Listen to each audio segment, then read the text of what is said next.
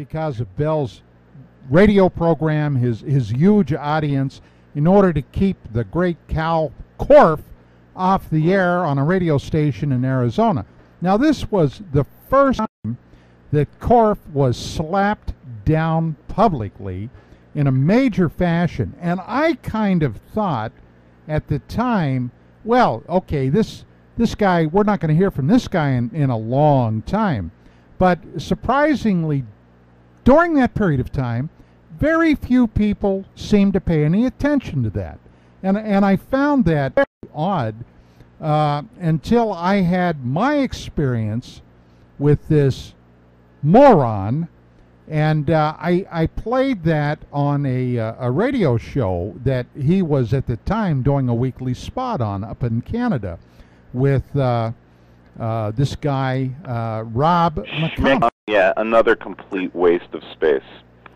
But what you know what I really found odd now at the time, and Foxtrot I believe will basically state that a lot of people on that website devoted to the antics. McConnell had been told time and time and time again and he had to know what a total fool and a fraud this guy was. FN, what do you recall about that? He absolutely knew. I contacted him directly a number of times. I called him to that blog a few times, and he asked for help, and he was shouted down for even giving Kalvin Karlton Korff somewhere to talk his bull. Yes, he was not ignorant to the situation. We have no idea why he kept going and going, and it bit him in the ass in the end. I would like to say to anybody listening to this that I get more people on Facebook who are enemies of Korff, if you want to use that term, who he threatened with legal action and such. To this day, I have found 0 people who have received anything legal-wise from this man at all. A couple of calls to their employees, to their employers maybe, but as far as legalese things, 0, nothing.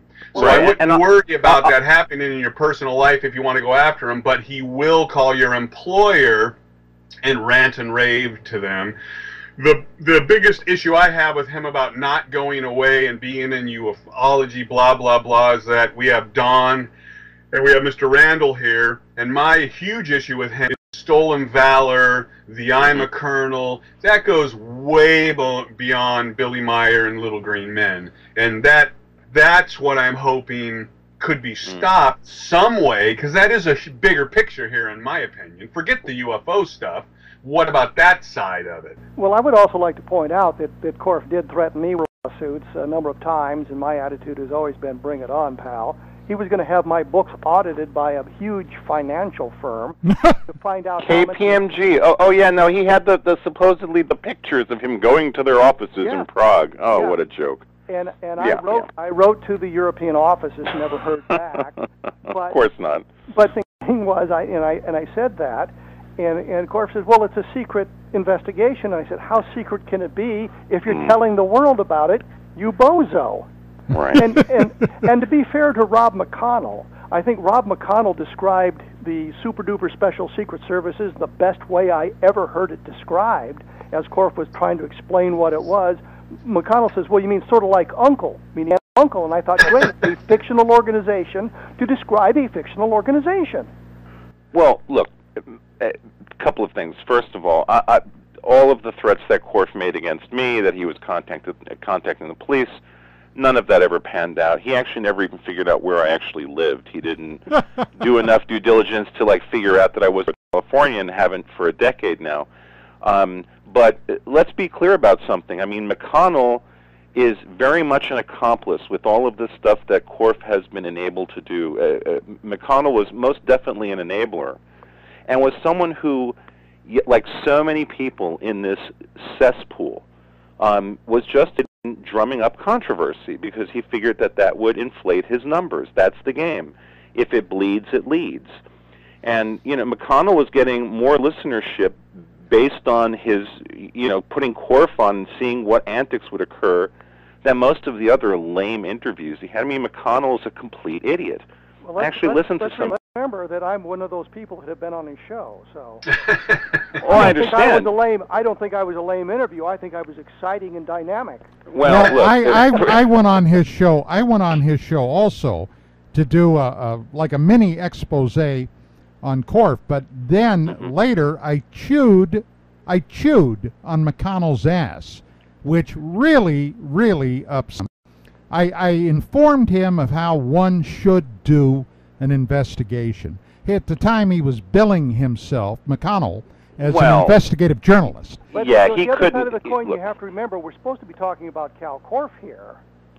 No, but the things that Kal Korff has done, and you know, Kal Korff threatened to sue me. He would send his minions to the Pentagon to tell them about all the horrible things I had done, never realizing that where they needed to go was the National Guard Bureau, because I was in the National Guard at the time. And the Pentagon couldn't care less about one major in the National Guard, more or less.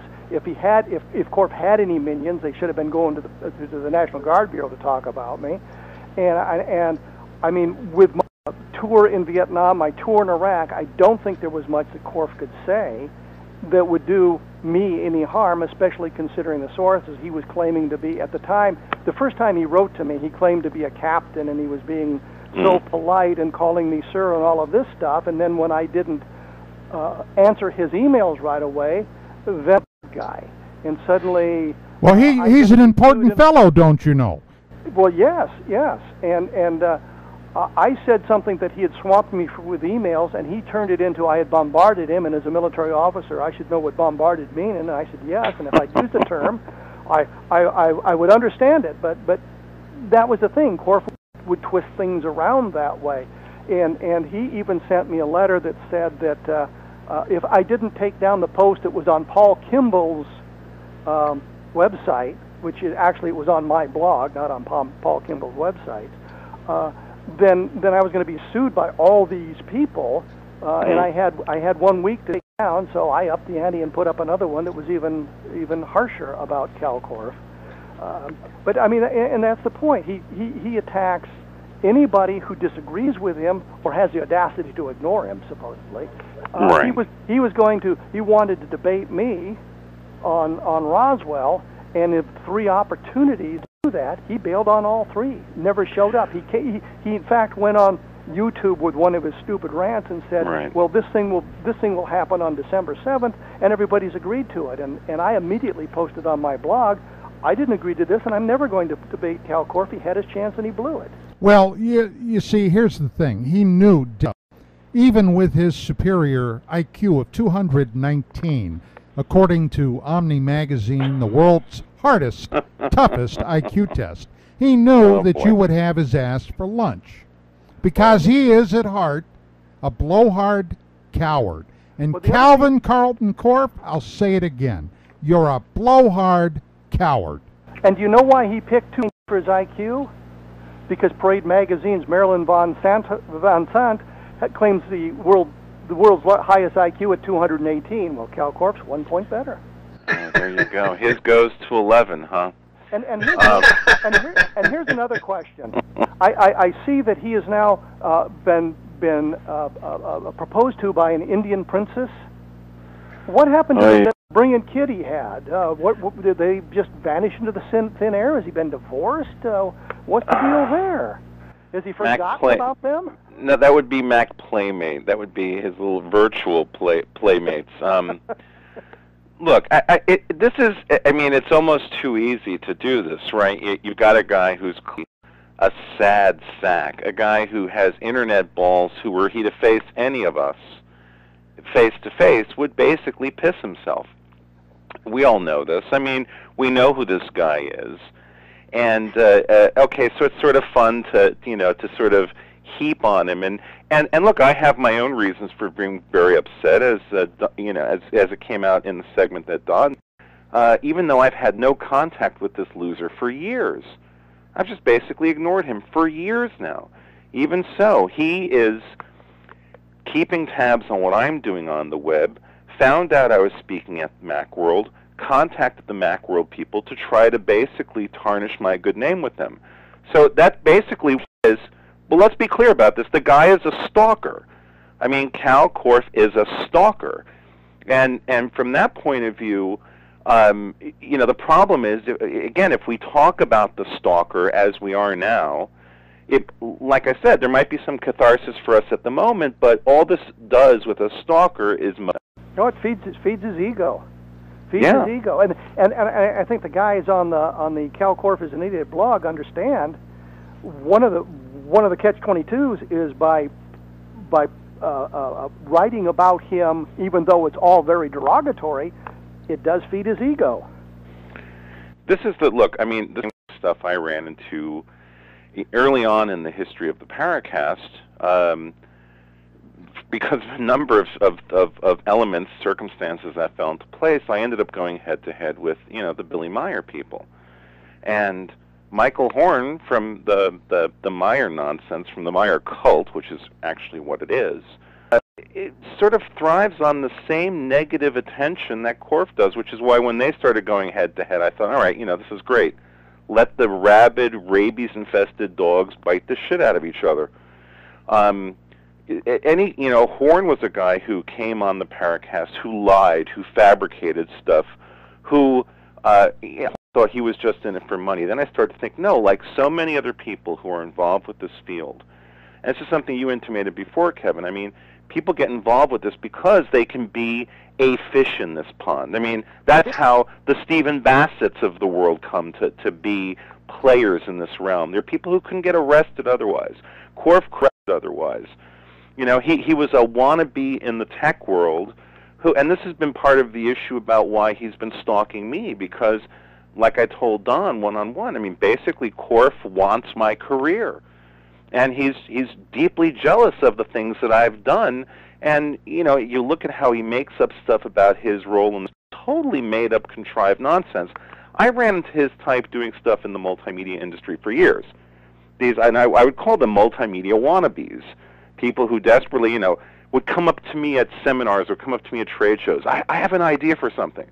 I was hoping I could talk to you about it. And if I would give them, you know, sort of short amount of attention, they'd get all like worked up. But wait, it's me. I have an idea. You have to help.